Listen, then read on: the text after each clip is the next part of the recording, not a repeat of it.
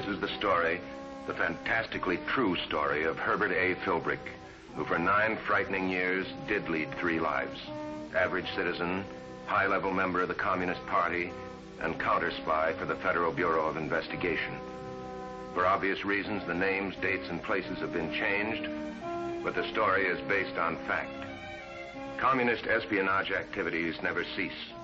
In just a moment, you'll see a spy ring operating in the United States and stretching halfway around the world.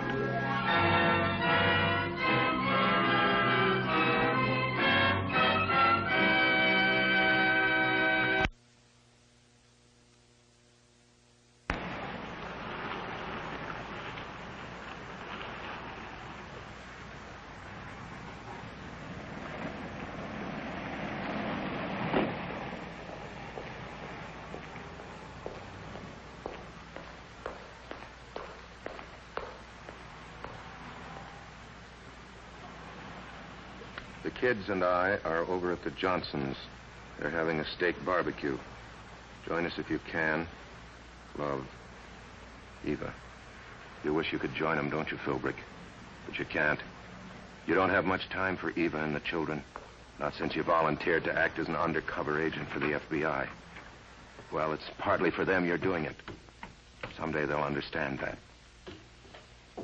So, while the Johnsons are barbecuing steaks, you've got something else to put on the griddle. A report for Special Agent Jerry Dressler of the FBI.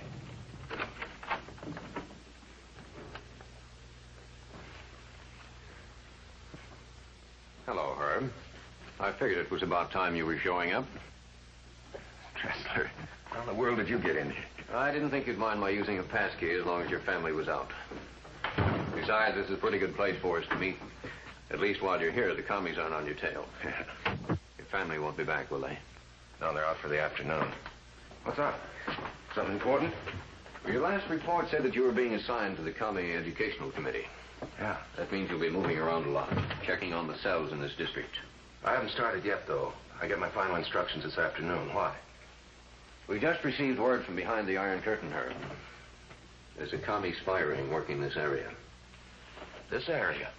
Within the past 3 months, production statistics from a half a dozen plants within a radius of 100 miles have turned up in Moscow via Europe. And what's worse, so have top-secret blueprints for new weapons. Got any leads? Not yet. We don't know who's sending the information or how they're sending it. We're pretty sure they're not using couriers, at least not from this side. Do you know of anything that might tie in? Well, I could give you a list of possible suspects, I suppose. Nothing definite, though. They haven't let me in on their espionage angle so far. I'll want that list, Herb. And anything else you can turn up. While you're traveling through the party the next few weeks, you should be in a pretty good spot to latch onto something. I'll do my best. Don't expect too much, though, not as far as spies go. Yeah, we don't expect anything, Herb. We're all working on this. Everybody in the field office. Somebody will pick up the first clue sooner or later. I just wanted to alert you. Well, thanks. You want me to see you out? No, I'll go out. See you soon. Okay, Philbrick. You may not know exactly what to look for, but just make sure you give Dressler anything that even looks like a lead. He'll run it down. The FBI never overlooks a bet, no matter how slight the chance. What was it he said? Sooner or later, somebody will pick up the first clue. With FBI men like Dressler, it'll be sooner, not later.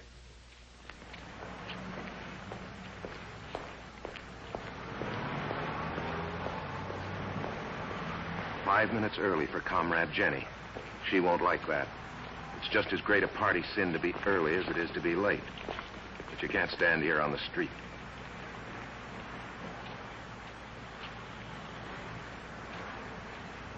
Not in front of a store which offers revolution in books from the front window.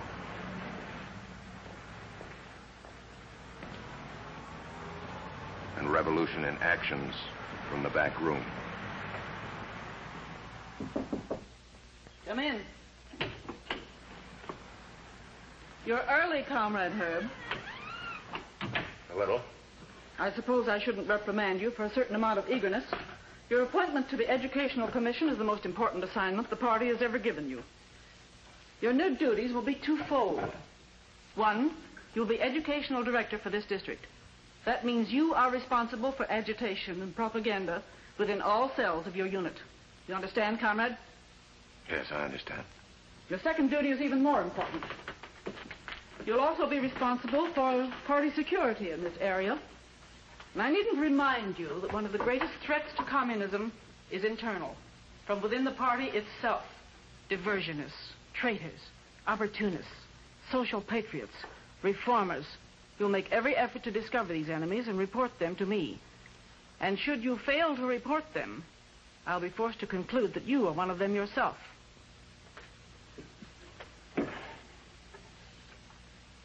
This is the address of the cell meeting you will attend at 8 o'clock tonight. Have you memorized it? Yes. Other locations will either be given to you from day to day, or you will be escorted by couriers from prearranged rendezvous. This is your new party card. Your membership will continue to be a secret. Your value as an advertising executive lies in the fact that you are not a known member. You will use the card only as a basis of identification to closed meetings. And furthermore, if you are asked if you are a Communist Party member, or if you are accused of being a member, you are to swear on a stack of Bibles that high that you are not, and never have been, a member of the Communist Party. Is that clear? Yes, that's clear.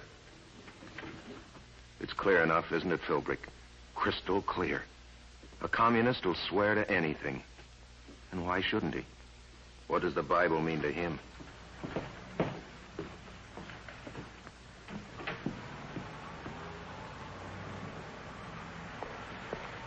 It begins this evening.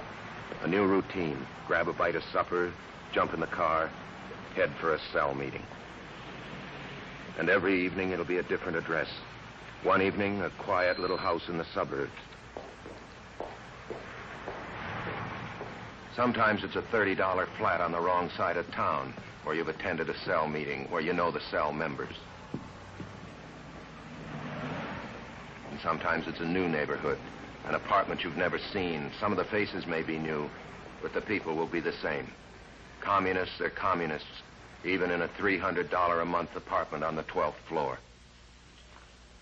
Comrade Jenny said 7:30. He should be here now.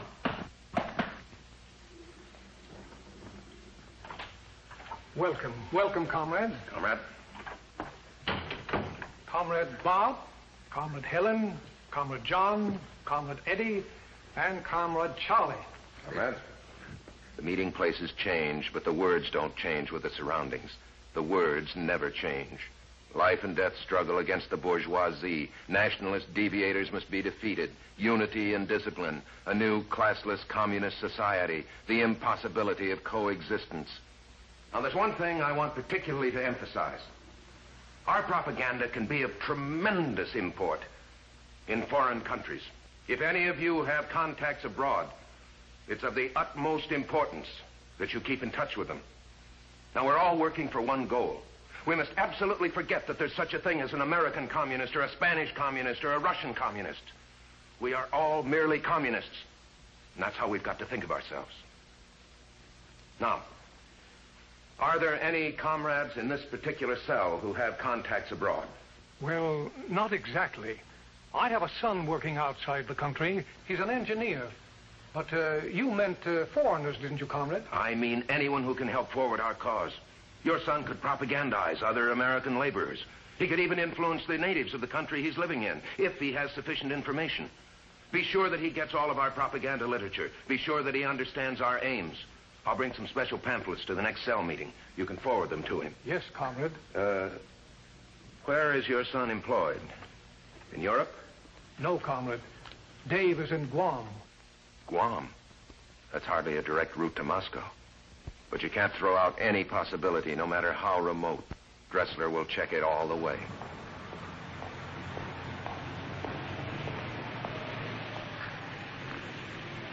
Remember, if you see anybody suspicious, sit down beside another passenger. If not, well, there are plenty of empty seats.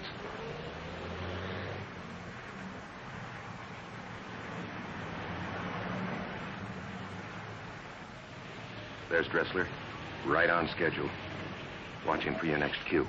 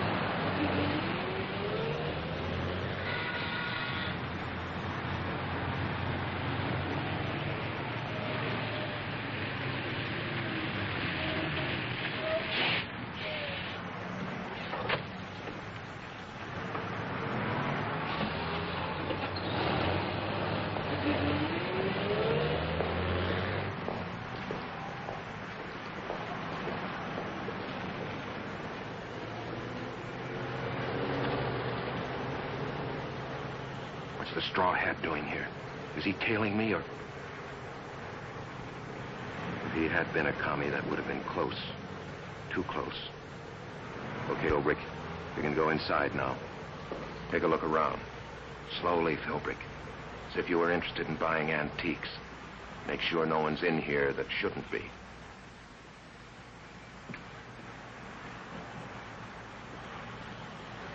Nice that the proprietor has a customer who's interested in old silver. But at the moment, there's only one thing that interests you in this store.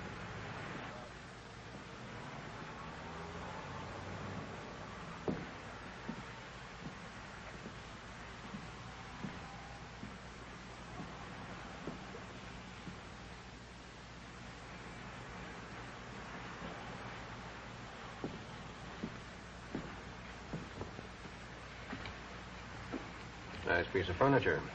I wonder what it's worth. I don't know. In antique shops, it's hard to tell. I guess you're right. Well made.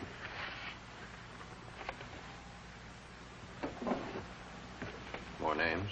I'm beginning to think half the party have overseas contacts. Well, it's an international conspiracy.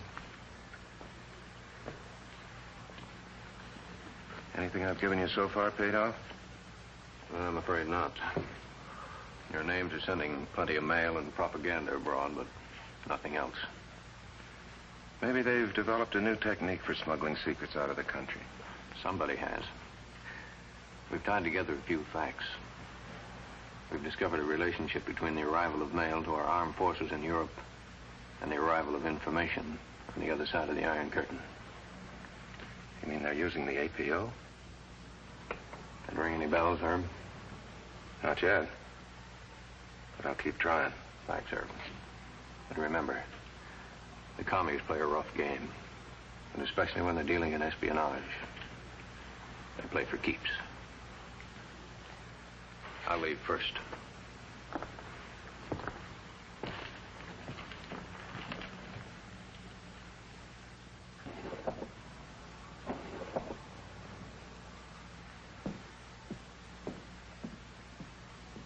Espionage. It's not supposed to be part of the Marxist doctrine or the working class struggle or the dictatorship of the proletariat. But it's part of communism just the same. And now you're mixed up in it, too.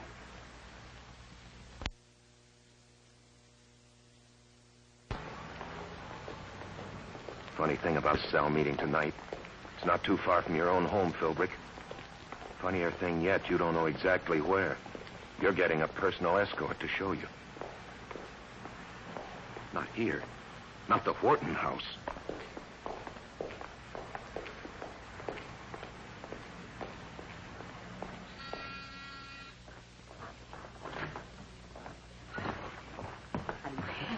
Comrade. Comrade. You've known the Wharton sisters for years, Philbrick. Amy gives piano lessons to half the kids in your neighborhood. And Margaret's the best part-time babysitter money can buy. You've moved in the same social circles, even entertained them in your own home. But until tonight, you never guessed they were communists. Well, here it comes again. The same speech. You know it by heart. You could reel it off without thinking. But you can't take that chance. When you're talking to a cell meeting, you've got to think every minute of the time. And if you don't want anybody to get wise, you've got to think like a communist. Now, Marx and Lenin have both taught us that it's impossible to get rid of the power of capital or to convert capitalistic property into public property by peaceful means alone. But if we're to achieve our final victory through revolution, then first, the party of the working class must purge itself of deserters, of traitors, of capitulators, of deviationists. We must start, comrades, by purging ourselves, by cleansing ourselves and educating ourselves. This must be a never-ending process. It must never stop. Now, there's one area where our propaganda has not been used to the fullest extent. Do any of you here have friends or relatives or contacts of any kind in foreign countries? Well, there's our nephew, George. You have a nephew overseas? Yes, comrade. Is he getting our informational literature? Is he aware of conditions here at home? You see, Comrade, George is a soldier. He's in the Army. Well, all the more reason for him to be getting our material. Boys in the service can be made to feel bitter, unhappy, discontented. But George doesn't know about us, that we're in the party. No reason why he has to. I'll send you some material especially designed for use among the armed services. There's no mention in it of the Communist Party. You can feel perfectly free to send it to George. Of course, Comrade, whatever you say. Now, I have here some pamphlets put out by our party that I want you all to study very carefully. You're barking up the wrong tree, Philbrick. The Wharton sisters are leaders of the community. They take part in every charity drive. They aren't the type to be involved in a spy ring. But take another look. They aren't the type to be commies either. All of your questions will be answered as the party wants them answered in these pamphlets. Now, comrades, I want you to take these home. You can leave now. Take them home and study them very carefully. Good night. I'm always supposed to be the last one to leave. For once, I don't mind. I may get the chance to follow up on George. Good night. It was nice of you to come to our card party. Come again.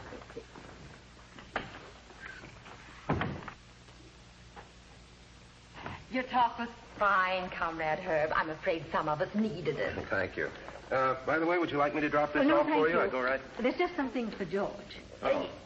Yes, he met a family in Europe, old friends of ours, and we just thought they might use some clothes that we found in the attic. Oh, that was thoughtful of you. Too bad we don't have that literature you mentioned. We could have included it.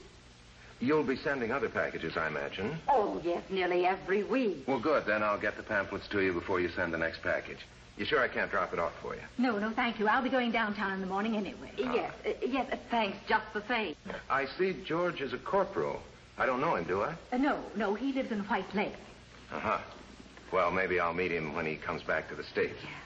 Good night, comrades. Good night.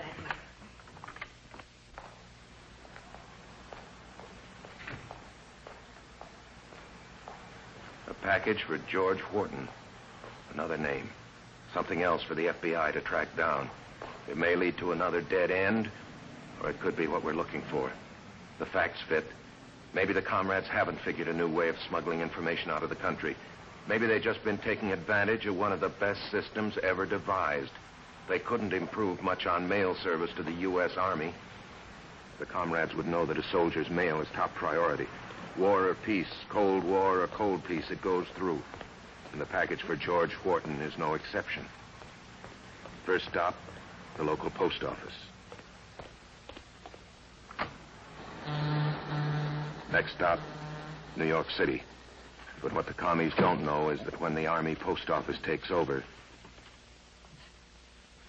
one package gets special treatment.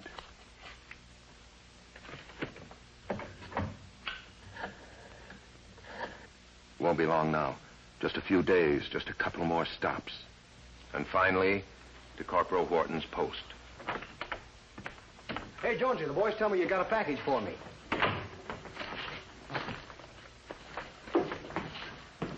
Hey, Wharton. Captain Norton and G2 want to see you. No, bring that along with you. Come on, I'll let them.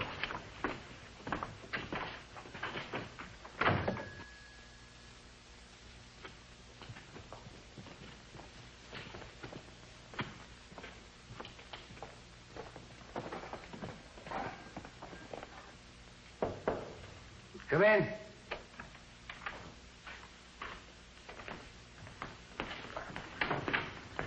Corporal Wharton reporting, sir. At ease, Corporal. This is Inspector Grauman of the local Ministry of Justice. How do you do, sir? You just received that package. Yes, sir. What's in it? I don't know, sir. I haven't opened it yet. What do you think it contains? It's from my aunts in the States. Food, maybe, or a sweater. I'm not really sure, sir. Do you mind if we open it up? Not at all, sir. Sergeant. Yes, sir. Wharton, during the last 10 days, the FBI and Army intelligence have given you a thorough security check. Security? And as far as we can tell, you're a loyal American citizen. I don't understand, sir. Is what's in that box intended for you? I'm not sure, sir. I met some people. They live in town here, and, Well, my aunts used to know them, and they send them things sometimes through me.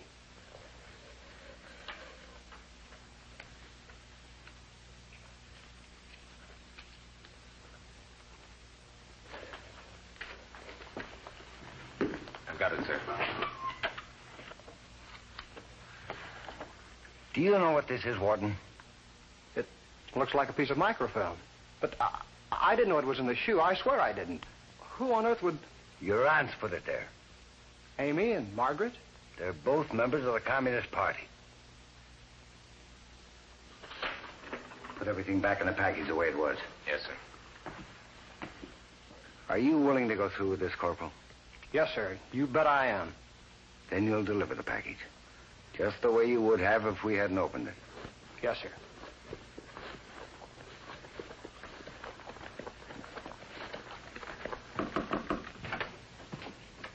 This is the end of the line. Here's where the link gets pulled right out of the chain. This time, Corporal Wharton isn't being used by the commies. He's cooperating with the United States Army and the local authorities. He's carrying the ball again, but this time he knows it.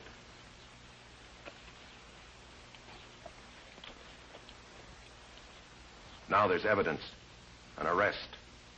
When the local authorities take over, it's the beginning of the end.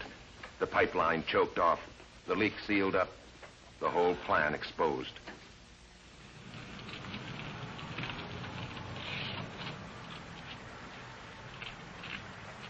It's about time you paid the Whartons another visit, Philbrick.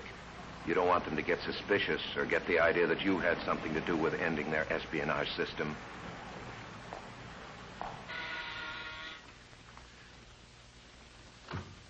Comrade Herb, thank goodness it's you. Come in. Thank you. Who is it, Margaret? Comrade Herb. Oh, Is something the matter? we didn't know what to do. We thought you were the police. The police? They must have found out about the packages. We haven't heard a word from George. Not for weeks. Oh, maybe he's been transferred to another post. You don't understand, Comrade Herb. There were messages in the packages. Important messages. From the party. I see. If the police had If I were you, comrades, I wouldn't worry about the police. This is a more serious matter than that. More serious? Apparently, you've allowed a valuable party contact to fall into jeopardy. You've been derelict in the matter of security. But, Comrade Herb, it wasn't our fault. Whose was it then? George's? No, he didn't know a word about it. We hadn't breathed a word to anyone. And not even to you, Comrade Herb. That night you were here, remember? We didn't even tell you what we were doing. You'll explain to the party, won't you?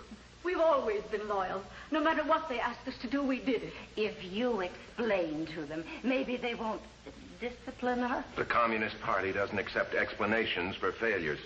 You know that as well as I do. Not from me, not from you, not from anybody. Goodbye. Goodbye, Comrade Herb. The party will be in touch with you.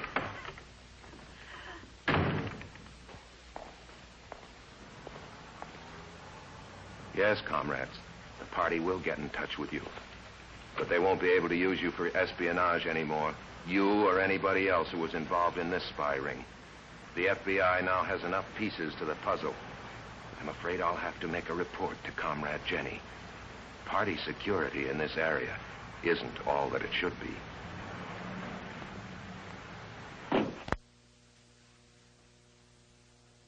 Wharton, Army Intelligence, and the FBI received sufficient information and evidence to smash this new communist communications system. Next week, we'll bring you another story from the files of Herbert A. Philbrick. The kind of story that could only be told by a man who for 9 fantastic years served as a counter spy for the Federal Bureau of Investigation.